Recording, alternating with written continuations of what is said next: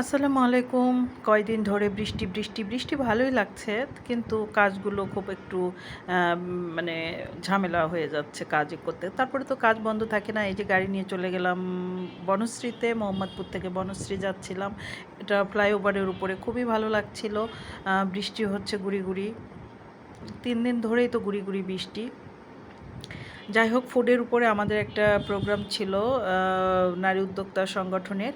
সেখানে আমরা ২৫ জন নারী উদ্যোক্তা ছিলাম, আর একেকজন একেকটা আমরা কাজ করি। এটা খুবই ভালো লাগে। এখানে বুটিক্স ছিল, পার্লার ছিল, তারপরে খাবার ছিল। আর এই প্রোগ্রামটা ছিল খাবারের উপরই, কিন্তু সবাই সেখানে আমরা ইনভাইটেড ছিলাম। খুবই ভালো লাগছিল। আর এখানে একটা রেস্টুরেন্টে আমরা প্রোগ্রামটা করেছি, সে খাবারও ভালো ছিল। সব মিলে মানে সবচেয়ে বড় কথা, উদ্যোক্তারা সবাই এক জায়গায় হলে সত্যি খুবই ভালো লাগে, খুবই ভালো লাগে কীভাবে যে সময়গুলো কেটে যায়। তারপরে আমরা ৪-৫ ঘন্টা ওখানে সময়টা কাটানোর পরে আমরা আবার সবাই মিলে, কয়েকজন মিলে, ৪ জন মিলে চলে আসলাম মোহাম্মদপুরে।